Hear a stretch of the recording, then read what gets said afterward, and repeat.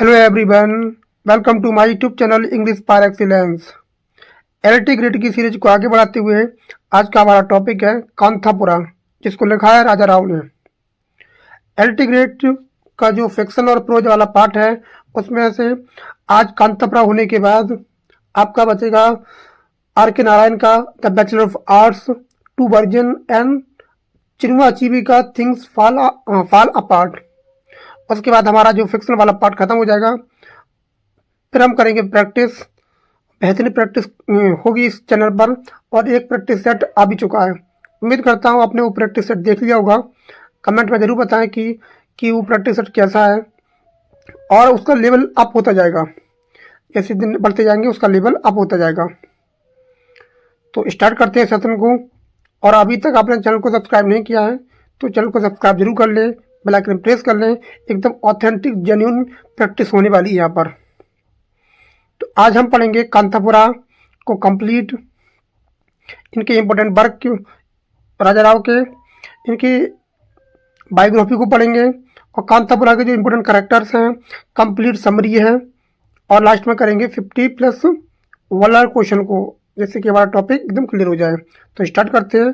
Start करेंगे biography of राजा राव। राजा राव, तो इनका जो फुल नेम है वो राजा राव है।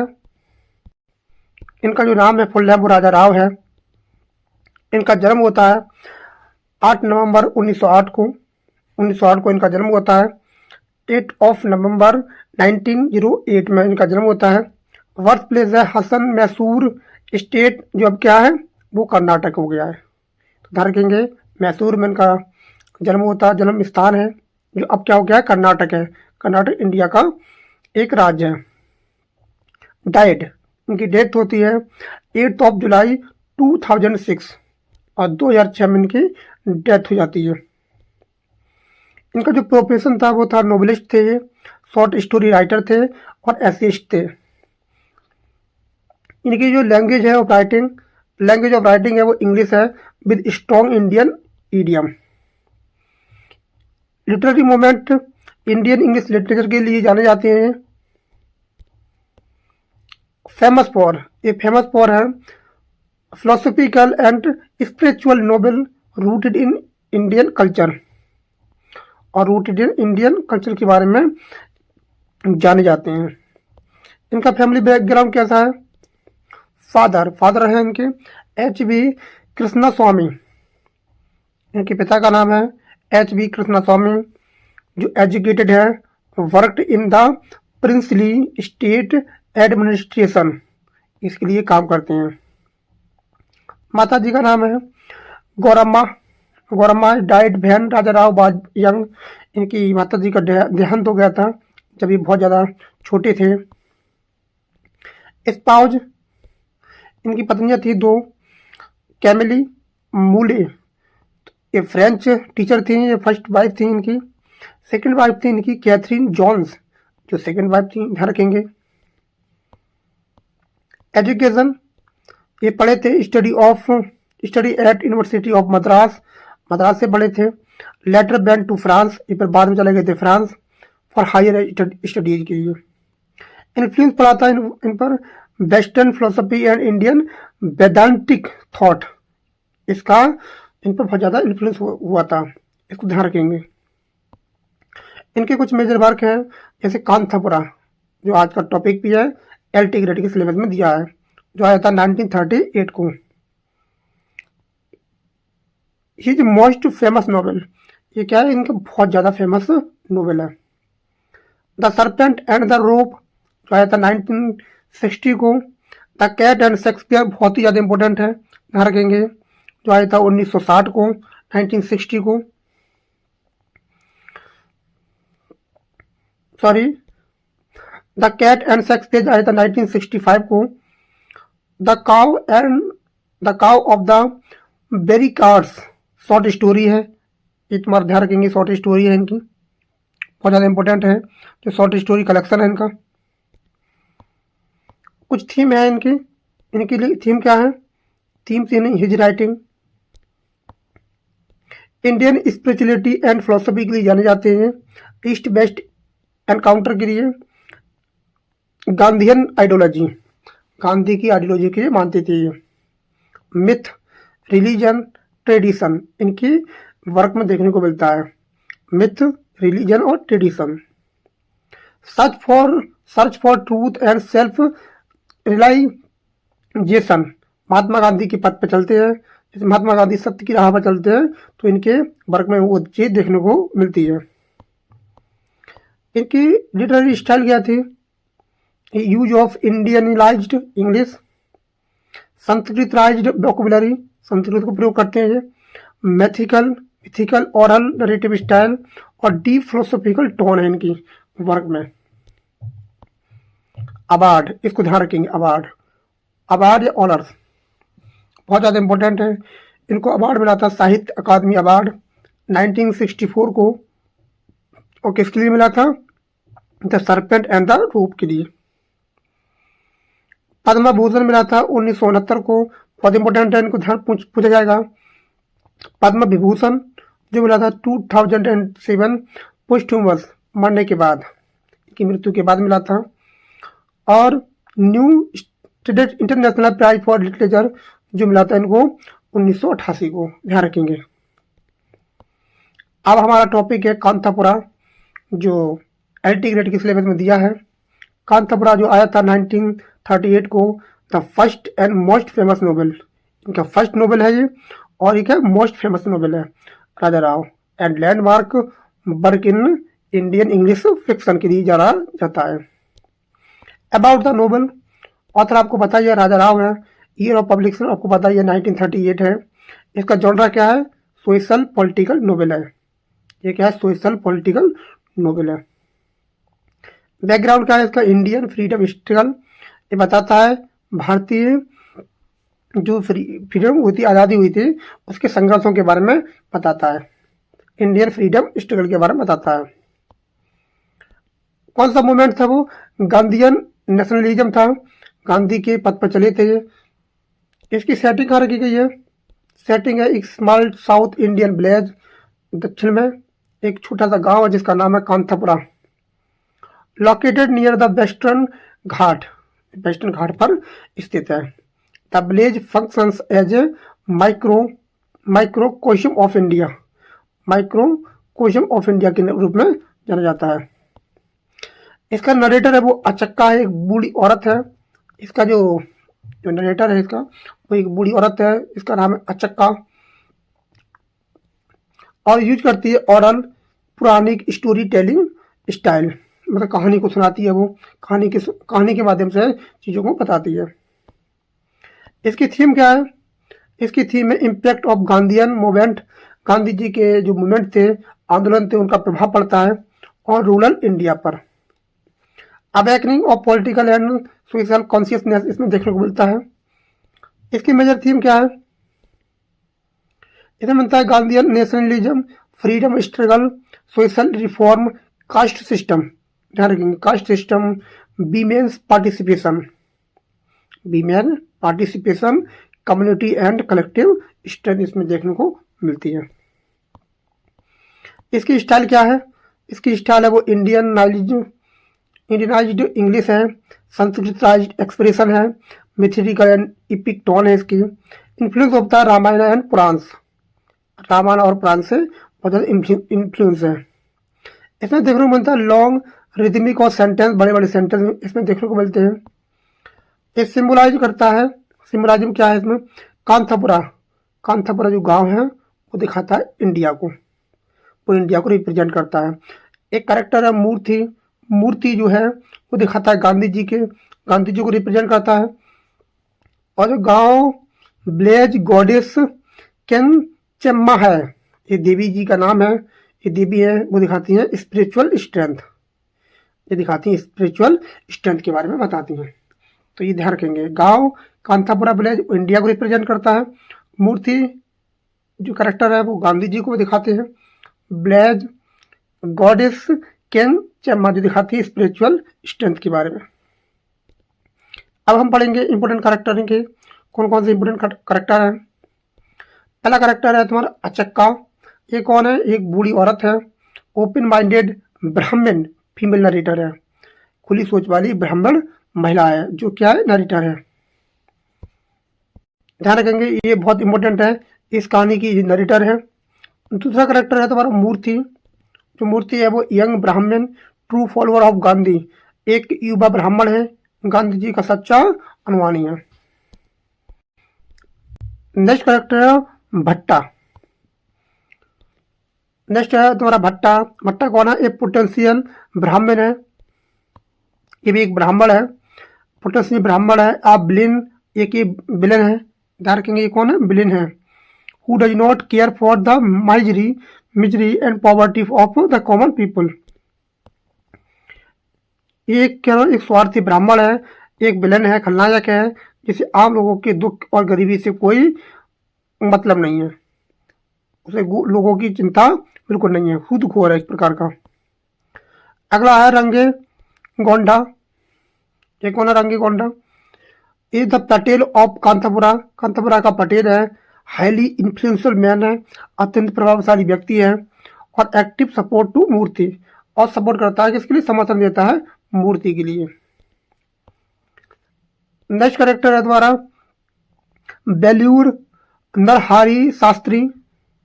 नरहरि शास्त्री कौन है? ये ए मिडिल एज्ड पोइट है, एक मध्यम आयु का कवि है। नेक्स्ट करेक्टर है बंदे खान। जो बड़े खान है, बड़े खान कौन है? एक पुलिसमैन है। ध्यान रखेंगे, इल टेम्पर्ड, एक ऐसा व्यक्ति है जो बहुत जल्दी गुस्सा आ जाता है इसको, हॉट टेम्पर्ड पर्सन है। अगला करेक्टर है तुम्हारा रंगम्मा। रंगम्मा कौन है? ए वेल्थी यंग ब्राह्मण वीमेन है, एक औरत है। ध्यान रखेंगे, वो फॉलोज गांधी व्यूज, जो गांधी के विचारों को पालन करती है, एक समृद्ध युवा ब्राह्मण महिला है, जो गांधी के विचारों का पालन करती है। अगला करेक्टर है तुम्हारा कमलम्बा। कमलम्बा कौन है? लंबा, ये ट्रेडिशनल सिस्टर ऑफ रगम्मा, रगम्मा की बहन है। ये रगम्मा की कौन है? बहन है ये। नेक्स्ट है तुम्हारा रत्ना। ये बहुत इंपॉर्टेंट करेक्टर है रत्ना, इसको ध्यान रखना है। रत्ना, रत्ना कौन है? एक 15 ईयर्स ओल्ड विडो है, एक 15 साल की छोटी लड़की है जो विधवा हो चुकी है, डॉटर ऑफ कमल लंबा। ये इसकी कौन है? डॉटर है, किसकी? कम लंबा की। कम लंबा की कौन है? डॉटर है, डॉटर है। और मॉडर्न इन हर अप्रोच, एजुकेटेड, पढ़ी लिखी है, 15 वर्ष की विधवा औरत है। कमला कम लंबा की पुत्री है, आधुनिक विचारों की वाली शिक्षित महिला है। अगला करेक्टर है शंकर। शंकर कौन है? एक एडवोकेट ऑफ करवार है। करवार का कौन है? एडवोकेट है। सिक्योरिटी ऑफ करवार कांग्रेस कमेटी, और करवार कांग्रेस समिति का सचिव है।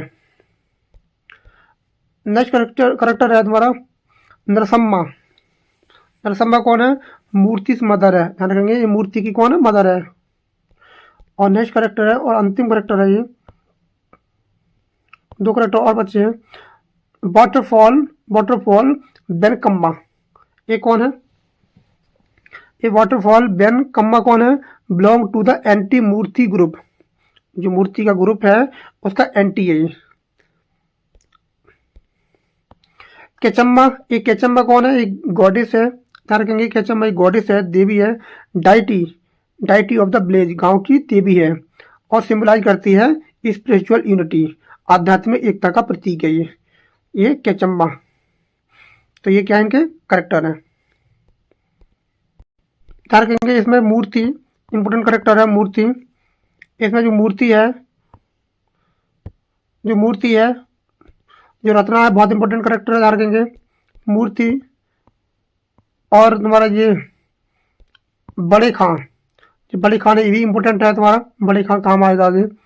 और तुम्हारा जो है जो भट्टा, भट्टा भट्टा बहुत इंपॉर्टेंट है, ये विलेन है इसका। भट्टा और मूर्ति बहुत ज़्यादा इंपॉर्टेंट है। और जो कहानीकार है, रत्नाकार है, वो नरेटर है, वो कौन है? अचक्का, इसको भी ध्यान रखेंगे, ये इंपॉर्टेंट है। अब जानेंगे कांथापुरा के बारे में। कांथापुरा कैसे आया था?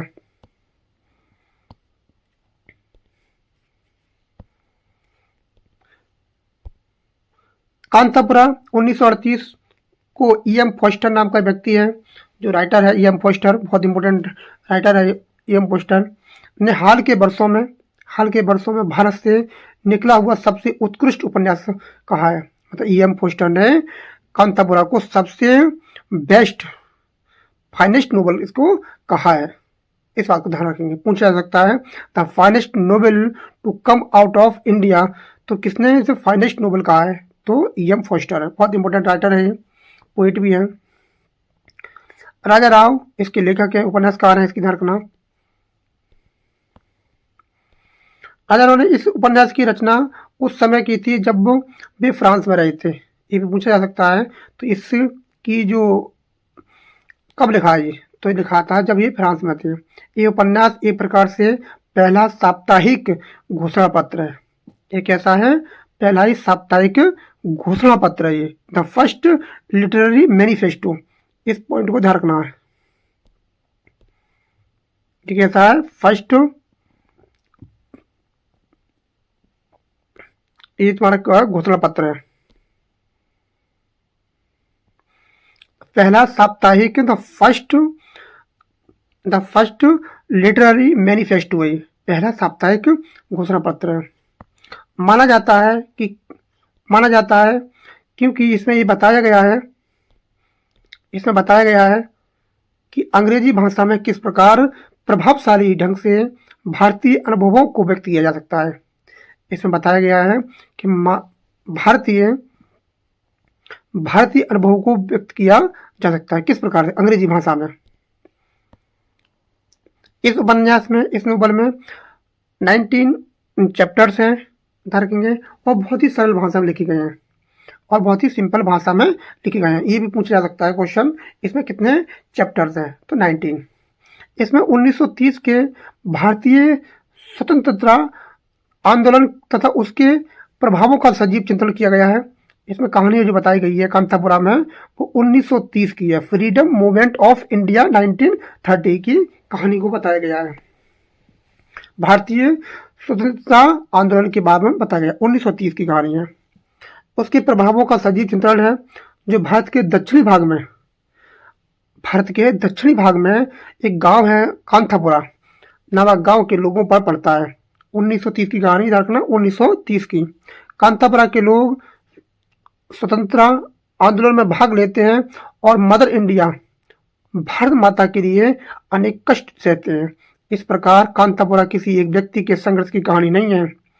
रखेंगे, कांतापुरा किसी एक व्यक्ति की संघर्ष की कहानी नहीं है, बल्कि जनता द्वारा किए गए सामूहिक संघर्ष की कथा है। ये सामूहिक कथा है। अब देखो, इसका जो इंट्रोडक्शन दिया है वो किसने दिया है? ये व्यक्ति थे आर पार्थ सारथी, इन्होंने इसका इंट्रोडक्शन लिखा है। क्या रखेंगे, इसका जो कांतापुरा का जो इंट्रोडक्शन है वो किसने लिखा है? आर पार्थ सारथी नामक व्यक्ति ने लिखा है इसका इंट्रोडक्शन। क्या लगते हैं इंट्रोडक्शन में? कांतापुरा की भूमिका लिखी है, इंट्रोडक्शन लिखा है, तो क्या लगते हैं? कांतापुरा 20वीं शताब्दी के दक्षिण भारत के कृषक समाज के, रखेंगे, कांतापुरा दक्षिण भारत के कृषक समाज के सामूहिक सामाजिक सांस्कृतिक जीवन की जानकारी का एक खजाना है। वो कहते हैं आर पार्थ सारथी कहते हैं, जो उन्होंने लिखा है इंट्रोडक्शन इसके लिए। तो पूछा जा सकता है, एक क्वेश्चन बनेगा यहाँ से, इसका इंट्रोडक्शन किसने लिखा था? वो लिखा था पी पार्थ सारथी नाम के व्यक्ति ने लिखा है। बताते हैं कि ये दक्षिण भारत की कृषक समाज के सामाजिक संस्कृति जीवन की जानकारी का एक खजाना है। कांतापुरा में महात्मा गांधी के प्रभाव से महात्मा गांधी के विचार जो थे वो फैले थे कहाँ? कांतापुरा में। विचार से सामाजिक विरोध एक और असमान भारत को सुधारने का आंदोलन बनता है।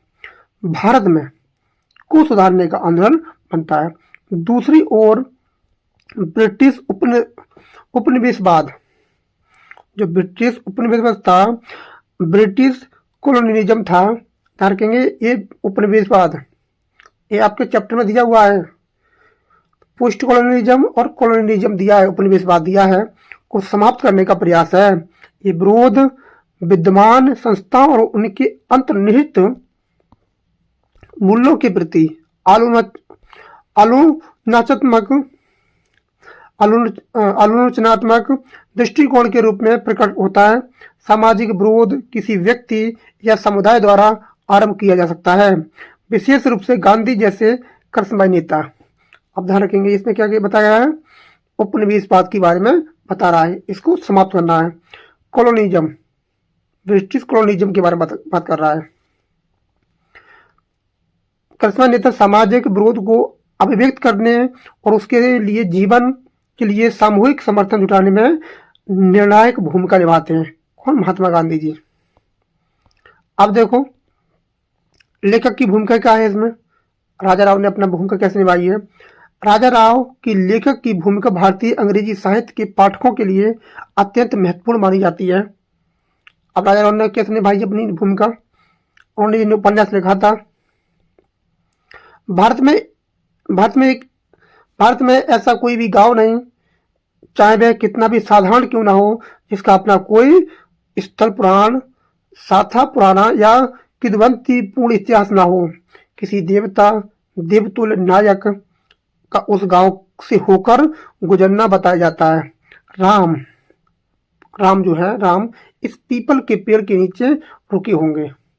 तो कहता है कि ऐसा कोई गांव नहीं है भारत में, चाहे वह कितना भी साधारण क्यों ना हो, जिसका कोई स्थल पुराण या किंवदंती पूर्ण इतिहास ना हो, किसी देवता या देवतुल्य नायक का उस गांव से गुजरकर मतलब होकर गुजरे ना हो। राम इस पीपल के पेड़ के नीचे रुके होंगे। सीता ने स्नान के बाद अपने वस्त्र इस पीले पत्थर पर सुखाए होंगे। ये जो कह रहा है, ये स्वयं महात्मा गांधी ने देश की यात्रा के दौरान गांव के फाटक के पास स्थित इस छोटी सी झोपड़ी में विश्राम किया होगा।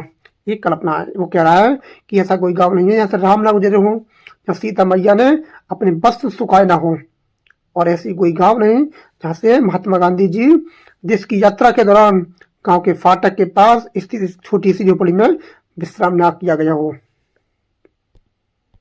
आगे वो कहते हैं,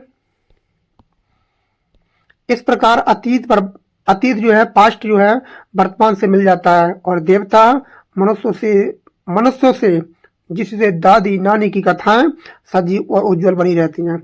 जो हमारी अम्मा दादी जी होती हैं वो कहानी को सुनाती हैं।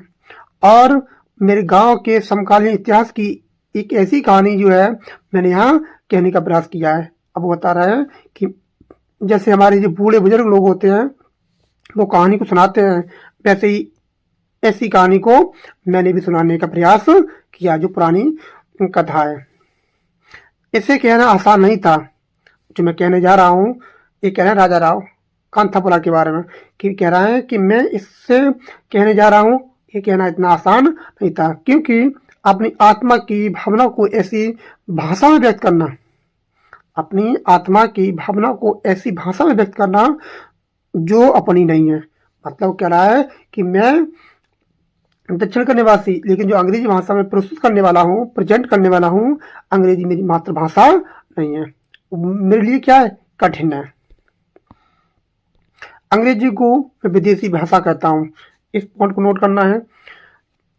ये क्या है, अंग्रेजी को विदेशी भाषा कहता हूँ। कौन कह रहे हैं, राजा राव। फिर भी ये हमारे लिए पूरी तरह से विदेशी नहीं है। अंग्रेजी विदेशी कहता हूँ लेकिन पूरी तरह से विदेशी नहीं है। ये हमारी बौद्धिक संरचना की भाषा है। हम स्वभाव से द्विभाषी हैं। हम पहले से क्या है, द्विभाषी हैं, तो भाषा को जानते हैं। हम अंग्रेजों की तरह नहीं लिख सकते, हम अंग्रेजों की तरह नहीं लिख सकते, और ना ही हमें वैसा लिखना चाहिए।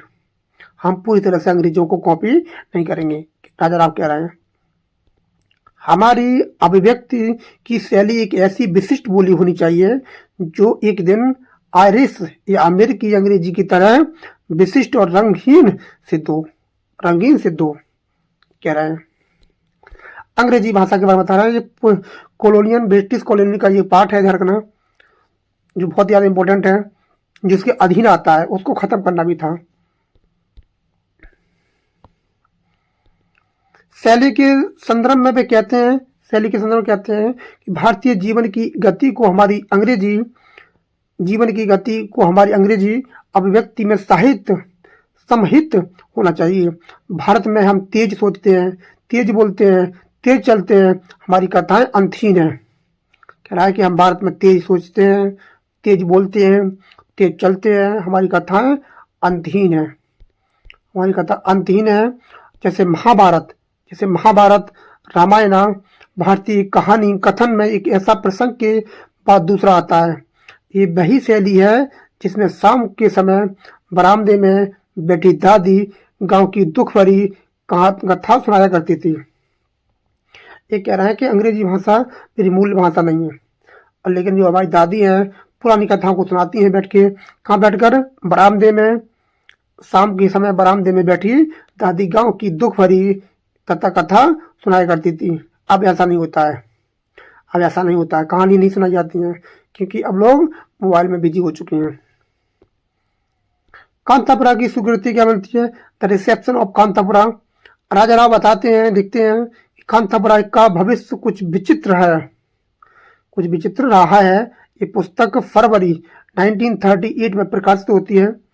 इसे साप्ताहिक सफलता से मिली है, साप्ताहिक सफलता मिली है, लेकिन इसे पाठक वर्ग में नहीं है मिला है। द्वितीय विश्व युद्ध के बाद देखेंगे, द्वितीय विश्व युद्ध के बाद भारत और विशेष रूप से गांधीवाद में रुचि बढ़ी है। द्वितीय विश्व युद्ध हुआ था, उसके बाद गांधीजी में रुचि बढ़ी है। महात्मा गांधी का जादू था, महात्मा गांधी का जादू था अहिंसा, उनका जादू था अहिंसा। ध्यान रखेंगे इस पॉइंट को, अहिंसा जो होता है, अहिंसा और प्रेम, अहिंसा और प्रेम, अहिंसा और प्रेम के पैगंबर का ये सब गांधी पुराण का ही हिस्सा था। ये सब क्या था? गांधी पुराण का ही हिस्सा था। लोग द्वितीय विश्व युद्ध के बाद गांधी से जुड़े थे। वे लिखते हैं कि विंस्टन चर्चिल नाम का व्यक्ति था, ध्यान रखेंगे, विंस्टन चर्चिल नाम का व्यक्ति था। गांधी केवल नगन फकीर थे, उन्होंने कहा था वो केवल गांधी नगन फकीर थे, पर इतिहासकार चमत्कारों से भरा है। अशोक, संत लुईस इसके उदाहरण है। तलवार से अधिक ऐतिहासिक सत्य होता है। भारत को इस सत्य को फिर से सीखना होगा। भारत को ऐतिहासिक सत्य को, भारत को सत्य होता है और भारत को इस सत्य को फिर से सीखना होगा। ये बता रहे हैं कांतापुरा के बारे में, कैसे ये हमने संघर्ष किया था। अब पढ़ेंगे स्टोरी ऑफ कांतापुरा, कांतापुरा की कहानी। कांतापुरा जी की कहानी है, जो जिसकी नरेटर है वो कौन है? अचक्का है।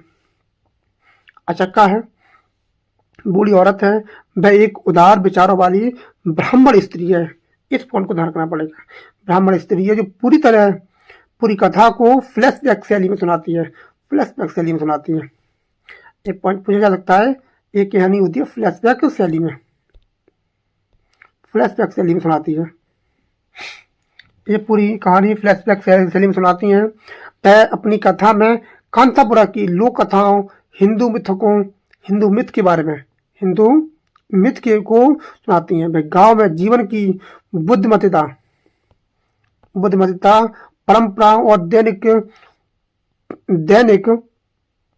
दिनचर्या का सुंदर वर्णन करती हैं। साथ ही ये भी बताती हैं कि महात्मा गांधी के दर्शन से कैसे प्रभावित हुई थी, महात्मा गांधी के दर्शन करने के बाद कैसे प्रभावित हो गई थी, ये भी बात बताती हैं। कहती हैं इस उपन्यास में कांतापुरा गांव से एक प्रतीक बन जाता है, एक प्रतीक माना जाता है। ये भारत की औपनिवेशिक व्यवस्था का एक जीवंत सूक्ष्म रूप माइक्रोजम है। अब बताती हैं कि कांतापुरा गांव का परिचय बताती हैं कि कांतापुरा कहाँ पर है, कैसे ये कांतापुरा बना। कांतापुरा जो है एक गांव है, पश्चिमी घाट वेस्टर्न घाट है की ऊंचाई पर है। मालाबार तट कोस्ट के पास अरब सागर की विपरीत दिशा में स्थित है। रखेंगे कांतापुरा गांव पश्चिमी घाट की ऊंचाइयों पर मालाबार तट के पास अरब सागर के विपरीत दिशा में स्थित है। यहाँ लोग देवी देवी केंचम्मा की पूजा करते हैं। केंचम्मा की पूजा करते हैं, ध्यान रखेंगे इसको। इस गांव में विभिन्न जातियों के लोग रहते हैं। इस गांव में विभिन्न जातियों के लोग रहते हैं, जैसे ब्राह्मण बुनकर, कुम्हार, शूद्र और पारिया। पारिया क्या होते हैं? ये होते हैं अनटचेबल लोग होते हैं ये लोग।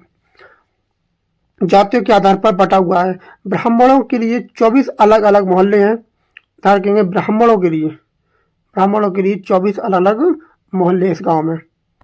24 मोहल्ले हैं, मतलब ब्राह्मण बाद है, यहाँ ब्राह्मणों का बहुमत है। यहाँ 24 मोहल्ले। ये पूछ सकता है पेपर में कि कितने मोहल्ले थे ब्राह्मणों के लिए। 24 हैं, जो स्वयं को अन्य जातियों से श्रेष्ठ मानते हैं। बुनकरों, कुम्हारों, शूद्र और पारी जाति के लिए अलग अलग बस्तियां हैं। ये लोग अलग रहते हैं। ये भूमि अत्यंत उपजाऊ है। जहाँ कांतापुरा जो है वो बहुत ही ज्यादा भूमि उपजाऊ है। यहाँ लोग कॉफी, ये पूछ सकता है पेपर में, ये कौन कौन सी फसल करते हैं। यहाँ कॉफी, इलायची, चावल और गन्ने की भरपूर पैदावार होती है। काहे कि इलायची, कॉफी, चावल, गन्ने की भरपूर पैदावार होती है। लोग हरी कथा को सुनने में विशेष रुचि रखते हैं। ये भी पॉइंट पूछा जा सकता है। लोग हरी कथा को सुनने में विशेष रुचि रखते हैं। ये गांव का परिचय था। अब बात आती है स्वतंत्रता आंदोलन और गांधीवाद। ये बात आती है गांधीवाद की। गांधीवाद एक कथावाचक था जिसका नाम था जयरामचार्य। ये जयरामचार्य धरगंगे एक हरी कथा के माध्यम से लोगों को भारतीय स्वतंत्रता आंदोलन में भाग लेने के लिए प्रेरित करता है। एक कथावाचक है, धरगंगे एक कथावाचक है जिसका नाम है जयरामचार्य, जो लोगों से कहता है, अपील करता है कि आप लोगों को भारतीय स्वतंत्रता आंदोलन में भाग लेना चाहिए। इसका नेतृत्व महात्मा गांधी कर रहे हैं। तो लोगों से अपील करता है कि आप लोगों को freedom movement of India which led by Mahatma Gandhi, इसको कौन कर रहा है? नेतृत्व महात्मा गांधी जी कर रहे हैं। आपको भाग लेना चाहिए। गांधी जी की तुलना भगवान शिव से की गई है। ये पॉइंट पूछा जाएगा कि गांधी जी की तुलना कांतापुरा में किससे की गई थी? लॉर्ड शिवा, भगवान शिव से। और भगवान राम क्यों? भगवान राम लॉर्ड से करते हैं। किसे? शिवा से और भगवान राम से करते हैं। भारत माता मदर ऑफ इंडिया को भी सीता के रूप में प्रस्तुत करते हैं। भारत माता को किसके रूप में? सीता के रूप में। Point be noted. भारत माता को सीता मैया बताते हैं। गांधी जी को भगवान शिव और भगवान राम की तुलना करते हैं, रूप में प्रस्तुत करते हैं। ब्रिटिश शासकों को रावण बताते हैं। ध्यान रखेंगे, भारत माता को बताते हैं सीता, और जो ब्रिटिश शासन है, जो ब्रिटिश लोग हैं, उन्हें बताते हैं रावण। उन्हें रावण बताते हैं। जो ब्रिटिश रूलर हैं उन्हें बताते हैं रावण। गांधी जी रूपी राम, गांधी जी को बताया राम और शिवा। भारत माता रूपी सीता, ध्यान रखेंगे पॉइंट को। गांधी जी को बता रहे हैं राम और लॉर्ड शिवा, और भारत माता को बता रहे हैं हमारी सीता मैया। ब्रिटिश रावणों को, मतलब ब्रिटिश शासकों को क्या बता रहे हैं? वो रावण बता रहे हैं कि चुंगलों से मुक्त कराने के लिए संघर्ष कर रहे हैं। महात्मा गांधी जी हमारे जो राम हैं, वो सीता रूपी हमारी भारत माता को ब्रिटिश रावणों से के चुंगल से मुक्त करने के लिए संघर्ष कर रहे हैं। ये कौन कह रहा है? जयरामचार्य कथावाचक कह रहा है कि आपको भाग लेना चाहिए। और कह रहा है कि फ्रीडम है, आज़ादी है, स्वतंत्रता आंदोलन के लिए प्रेरणा देने के लिए जयरामचार्य को गांव से निष्कासित कर दिया जाता है। और वो कहानी को बताते हैं, और इसी बात पर लोग गुस्सा हो जाते हैं, और गुस्सा होने पर जयराम को गांव से निकाल दिया जाता है। जयरामचार्य को गांव से निकाल दिया जाता है। गांव से निकाल दिया जाता है। इस पॉइंट को नोट करना है। अब आते हैं मूर्ति और उसका संघर्ष। मूर्ति का परिचय होता है, बहुत इंपोर्टेंट कैरेक्टर है मूर्ति। जो मूर्ति है, इसके बाद मूर्ति पढ़ाई छोड़कर स्वतंत्रता आंदोलन में सक्रिय भाग लेता है। मूर्ति पढ़ा लिखा व्यक्ति है और अपनी भारत माता को बचाने के लिए वो महात्मा गांधी के सक्रिय आंदोलन, मतलब भारत फ्रीडम जो मूवमेंट है, आंदोलन में सक्रिय भाग लेता है। वह कांतापुरा में कांग्रेस समिति में गठन का जो गठन हो रहा है, कांग्रेस कमेटी का गठन करता है। वह कांग्रेस कमेटी का गठन करता है। वह घर घर जाकर लोगों को कांग्रेस का सदस्य बनाता है और चरखे वितरित करता है। इस पॉइंट को नोट करना है। क्या करता है? चरखे वितरित करता है। महात्मा गांधी से बहुत ज़्यादा प्रभावित था ये। वह हरिजन के उत्थान के लिए भी कार्य करता है। जो शूद्र होते हैं उनके लिए भी अच्छे से काम करता है। वो किसी में भेदभाव नहीं करता है। वो कांतापुरा के पास इसके फिक्टन कॉफी स्टेट, ये ध्यान रखेंगे इसको, ये जगह का नाम है। इसकी स्थापना पहले अंग्रेज हंटर साहब ने की थी, पर अब इसका मालिक उसका भतीजा कौन है? अब उसका भतीजा किसका? हंटर साहब का स्कैप फिक्टन है। ध्यान रखेंगे इसको। यहाँ मजदूरों को बहुत कम मजदूरी मिलती है। ये क्या है? एक मिल है। ये क्या है? कॉफी स्टेट है। इसका मालिक कौन है? अब हंटर साहब ने की थी, लेकिन अब कौन है? स्कैप फिक्टन है। ये मजदूरों को बहुत कम मजदूरी देता है। स्कैप फिक्टन एक कामुक व्यक्ति है। कैसा व्यक्ति है? लस्टफुल पर्सन है, बहुत ज़्यादा लस्टफुल पर्सन है। ध्यान रखेंगे, बहुत ज़्यादा लस्टफुल पर्सन है।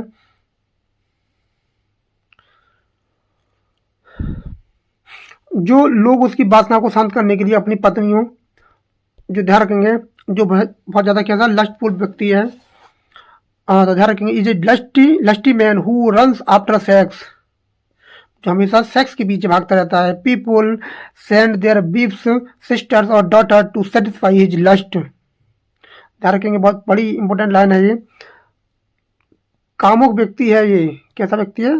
बहुत ज़्यादा कामुक व्यक्ति है, लस्टी व्यक्ति है, लस्टी पर्सन है, लस्टी मैन है ये। लस्टी मैन है।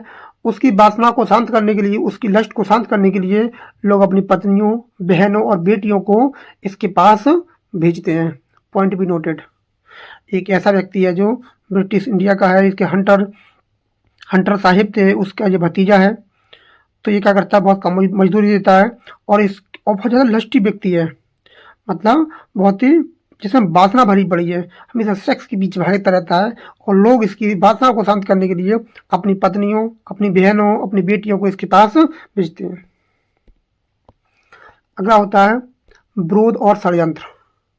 अब आपको देखने को मिलेगा विरोध और षड्यंत्र। बड़े खां कांतापुरा में तैनात एक पुलिस सिपाही है। भट्टा एक साहूकार है जो गरीबी को ऊंचे ब्याज पर ऋण देता है। भट्टा क्या है? ध्यान रखेंगे, ये कौन है? एक विलेन है। मैंने बताया था ये कौन है? भट्टा विलेन है जो गरीबों को ऊंचे ब्याज पर ऋण देता है। वह मूर्ति की देशभक्ति पर गतिविधियों पर विरोध करता है। जो मूर्ति काम कर रहा है, अच्छा काम कर रहा है, उसकी देशभक्ति पर विरोध करता है, क्योंकि उसे उसके स्वार्थ को खतरा है, उससे नुकसान होने वाला है। वो लोगों को सचेत करता है कि यहाँ से ब्याज, यहाँ से ऋण मत लो। भट्टा, स्वामी और पैकम्मा, ये भट्टा है, स्वामी है, पैकम्मा, ये मिलकर मूर्ति के विरुद्ध षड्यंत्र रचते हैं। ध्यान रखेंगे, ये लोग क्या करते हैं?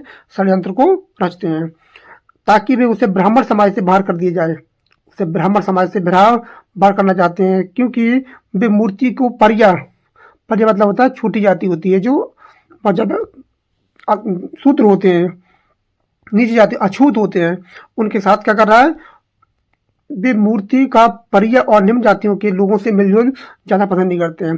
जो उच्च क्वालिटी के जो ब्राह्मण हैं, वो नहीं चाहते हैं कि हमारे समाज का एक व्यक्ति जो वो ब्राह्मण है वो किसी अछूत के घर पर जाए। उनके घर पर खाना खाए, पानी पिए, लेकिन मूर्ति ऐसी बात अपने मन में नहीं लाता है। उसके अंदर कोई भेदभाव वाली भावना नहीं है, लोगों को पसंद करता है, लोग भी उसे पसंद करते हैं। लेकिन भट्टा, स्वामी और बेकम्मा ये लोग नहीं चाहते हैं कि लोग इनके घर पे जाए।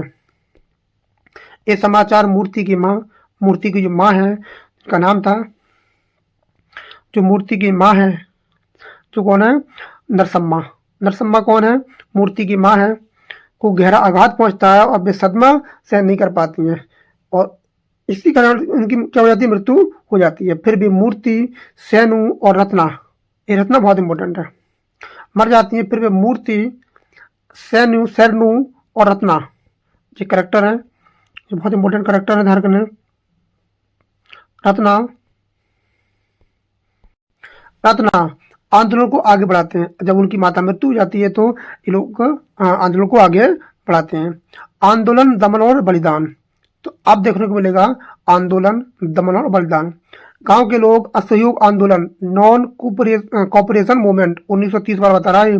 गांव के लोग असहयोग आंदोलन, नॉन कॉपरेशन मूवमेंट में भाग लेते हैं और लेकिन पुलिस उन्हें परेशान करने लगती है और पुलिस जो होती है उन्हें सब परेशान करती है।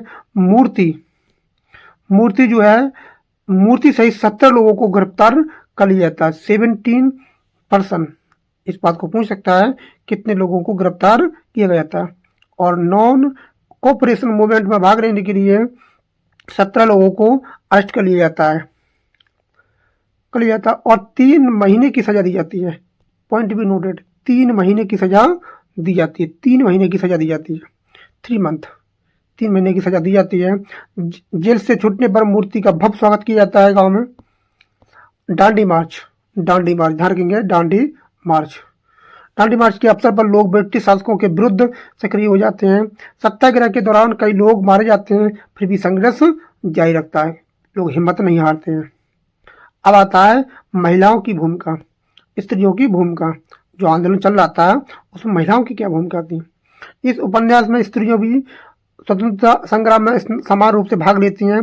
जैसे रत्ना, बहुत इंपॉर्टेंट कैरेक्टर रत्ना मात्र 15 साल की एक विधवा औरत है और प्रगतिशील विचारों वाली स्त्री है। वह मूर्ति का समर्थन करती है जिसके प्रति उसके मन में कोमल भावना है, लेकिन वह उन्हें दबा देती है क्योंकि मूर्ति एक महान उद्देश्य के रूप में संघर्ष कर रहा है। जब मूर्ति जेल में होता है तब रत्ना ही कांतापुरा में स्वतंत्रता आंदोलन का नेतृत्व करती है। जब मूर्ति जेल में होता है तो रत्ना ही क्या करती है, उसको आंदोलन को आगे बढ़ाती है। वह हरी कथाएं भी आयोजित करती है लोगों को। और गोलमेज सम्मेलन, राउंड टेबल कॉन्फ्रेंस के बाद गांधी जी अंग्रेजों के समझौते से निराश हो जाते हैं। गांधी जो इरविन का जो हुआ था, गांधी और अंग्रेजों के बीच समझौते जो हुए थे उससे निराश हो जाती है रत्ना। अब आते हैं सामाजिक सुधार और गांधीवादी आदर्श। स्वतंत्रता आंदोलन की शुरुआत हरि कथा जो शुरू होती है वो होती है हरि कथा से, शुरू होती है और लॉर्ड शिवा भगवान के आह्वान से होती है। तो पूछ सकता है कि इसका आह्वान किया गया था शुरुआत में, तो भगवान लॉर्ड शिवा का आह्वान किया गया था, बुलाया गया था, आह्वान किया गया था।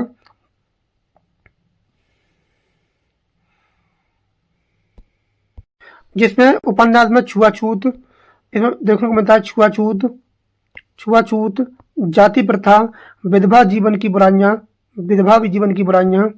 और देखने को मिलता है सामाजिक पिछड़ापन जैसे प्रश्न उठाए जाते हैं। आई कह रहा है गांधी जी के सामाजिक आर्थिक कार्यक्रमों को व्यवहारिक रूप से प्रस्तुत किया जाता है, जैसे स्पाइनिंग व्हील, चरखा आत्मनिर्भरता का प्रतीक है। तो ये पॉइंट पूछ सकता है, तो उनका जो चरखा था वो काय का प्रतीक था, आत्मनिर्भरता का प्रतीक है। जातिगत भेद को नकारात्मक सामाजिक समानता स्थापित करने का प्रयास किया गया है। मूर्ति जनता के लिए आदर्श बन जाता है।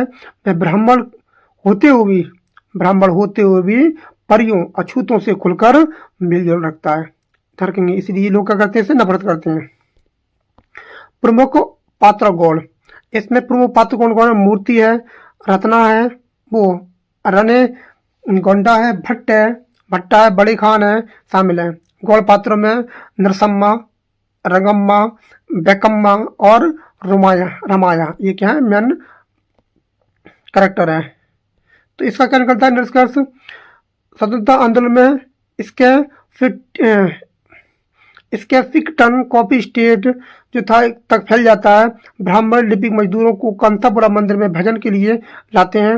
ब्राह्मण लिपिक मजदूरों को कांतापुरा मंदिर में भजन के लिए लाते हैं। इससे मजदूरों में जागृति आती है और वे साहब के पास अपनी स्त्रियों को भेजना बंद कर देते हैं। थरकिन वो साहब था जिसका नाम था इसका फिगटन, जो लस्टी पर्सन था, उसके साथ अपनी बहन बेटियों को लाना बंद कर देते हैं। महात्मा गांधी की छवि कांतापुरा की स्त्रियों, महात्मा गांधी की छवि थी कांतापुरा में स्त्रियों को सत्याग्रह में भाग लेने के लिए प्रेरित करती है। वे शक्ति के प्रतीक बनकर उभरती हैं। राजा राव ने कांतापुरा के माध्यम से गांधी जी के सिद्धांतों का प्रभावी रूप से प्रचार किया है। वह गांधी जी का ही जादू है जो मूर्ति और कांतापुरा के लोग अहिंसा के मार्ग पर चलते हैं। ये इसकी कहानी थी। और अब हम पढ़ेंगे 50+1 क्वेश्चन को, जिससे कि हमारा टॉपिक एकदम क्लियर हो जाए। तो पहला क्वेश्चन है who is the author of the Kanthapura? तो राजा राव कौन है हमारा? इसका ऑथर है। और नरेटर कौन है? नरेटर वो है अचक्का। ध्यान रखेंगे, अचक्का कौन है? इसकी नरेटर है। और ऑथर कौन है? Raja Rao. In which year was Kanthapura published? तो 1938। Who is the narrator of Kanthapura? Achakka. ध्यान रखेंगे, अचक्का कौन है? ये बूढ़ी औरत है जो कौन नरेटर इस कहानी को नरेट कर रही है। What is the narrative technique used in Kanthapura? तो फ्लैशबैक नरेशन। कैसा है? Flashback narration. Achakka belong to in which caste? तो ब्राह्मण है वो कौन है? ब्राह्मण है। Kanthapura is situated near which geographical region? तो वेस्टर्न घाट में फैला हुआ है। नेक्स्ट यह है question, which sea lies opposite Kanthapura? तो कौन सा सी है उसके पूरब में? Arabian sea. तो कौन सा? Arabian C. Who is the village deity of Kanthapura? तो कौन है? केंचम्मा। ये कौन है? इसकी देवी जी है ये। केंचम्मा सिंबलाइज करती है व्हाट? स्पिरिचुअल यूनिटी को सिंबलाइज करती है। नेक्स्ट है who is the chief Gandhian leader in Kanthapura village? तो वो कौन था? मूर्ति था। गांधीवाद के ऊपर और चरण कमलों पर चलता है। Moorthy belong to which caste? ब्राह्मण। ये भी कौन था? ब्राह्मण था। Which movement form the background of the novel? तो इंडियन फ्रीडम मूवमेंट। कौन था? इंडियन फ्रीडम मूवमेंट था।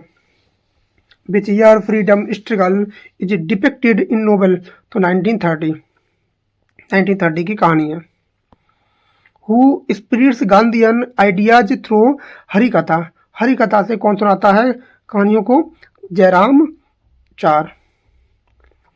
Gandhi ji compare to which epic hero इन हरिकथा? तो रामा से इनकी तुलना की जाती है। British rulers are compare to which mythological villain? तो रावण। ब्रिटिश रूलर को माना जाता है Ravana. Who is the patel of Kanthapura? तो Range Gowda. Which character is money lender and villain? वो कौन है? मनी लेंडर और विलन है वो कौन है? भट्टा। ये कौन है? Bhatta. Who is the police constable in Kanthapura? Bade Khan. ये बड़े खान कौन है? पुलिस इंस्पेक्टर है, कांस्टेबल है। Which character is Moorthy is mother? तो उसकी मूर्ति की मदर का नाम था Narsamma. Why is Moorthy oppose by orthodox Brahmin? तो लोग उसकी क्यों विरोध कर रहे थे? क्योंकि वो क्या कर रहा था? वो जातियों को, लोअर कास्ट को मिला के चल रहा था, उनके साथ बैठ रहा था, उठ रहा था, खाना खा रहा था उनके साथ। नेक्स्ट है who leads the women during the Moorthy imprisonment, जब मूर्ति जेल में होता है तो उसके मूवमेंट को कौन आगे बढ़ाता है? तो रत्ना। रत्ना को कितनी साल की? 15 साल की, एक विडो विडो महिला है। Ratna is how old in the novel, तो 15 साल की कौन है? विडो नोबल है, विडो नोबल है, एक विधवा औरत है। हु इज रगम्मा, रगम्मा कौन है? वेल्थी गांधीयन ब्राह्मण वुमेन है, ये कौन है? ब्राह्मण वुमेन है। Kamalamma is related to Rangamma, तो कौन है? सिस्टर है दोनों। What social evil is strongly criticise in the novel, तो अनटचेबिलिटी इसमें दिखाई गई है, untouchability. Which economic tool is promoted by self reliance, तो चरखा, चरखा देखा था, चरखा, गांधी जी का चरखा। Which state state in near Kanthapura village, तो कौन सा स्टेट था? इसका Skeffington coffee state, coffee state. Who own था स्केफ फिगटन कॉफी स्टेट, तो क्या था? स्पेकिटन, इसका क्या था? मालिक था ये। Who was the founder of the estate originally, तो हंटर साहिब, हंटर साहब ने इसको बनवाया था। What kind of wages do the coolies receive, तो क्या थी? मर्जेज मीगर्स वेजेज, बहुत ज़्यादा कम मात्रा में उनको मजदूरी दी जाती थी। Which movement is adopted by villagers, non cooperation movement. How many people are arrested along the Moorthy with Moorthy, तो 17, 17 लोगों को, 17 लोगों को, 17 लोगों को गिरफ्तार किया गया था, 17। How long is Moorthy in prison? 3 month, 3 month. Who is the waterfall Venkamma, an anti Moorthy character, anti Moorthy character. Which anti Moorthy character है ये, ध्यान रखना, इसके विरोधी था, विपरीती था। Which movement inspire women participation, तो सत्याग्रह, कहता है satyagraha. Which conference disappointed Ratna, तो रत्ना किस कॉन्फ्रेंस से बहुत ज़्यादा क्या हो गई? डिसअपॉइंटेड हो गई, तो राउंड टेबल कॉन्फ्रेंस, द्वितीय गोलमेज सम्मेलन। What literary form blends myth and reality in the novel, तो इसमें देखने को मिलता है पुराण स्टाइल नरेशन, पुराण के बारे में बताता है। What is the Kanthapura symbolise of, तो कहेगा इंडियन अंडर कॉलोनियल रूलर, इसको ध्यान रखेंगे, ब्रिटिश शासन जो थे उनके अधीन आता था ये। और हमारे जो एलटी ग्रेड का सिलेबस है उसमें कॉलोनियल लिटरेचर दिया हुआ है, post modern literature, colonial literature, post colonial literature, Indian writing in English, ये सब कुछ दिया हुआ है। Who wrote the introduction to Kanthapura, तो कौन थे? आर पार्थाचार्य, धरती, ये क्या थे? इतना लिखा था। How many chapters are there in the Kanthapura? 19, कितने थे? 19 चैप्टर थे। नेक्स्ट है where was Raja Rao staying when he wrote the novel, तो ठहरते फ्रांस में, वो फ्रांस में थे जब इस नोवेल को लिखा था। What language issue does Raja Rao discussed in the forward, तो उनकी राइटिंग थी writing Indian throughout in English. Who is described as the pied piper of non violence, तो महात्मा गांधी, कौन थे वो? महात्मा गांधी।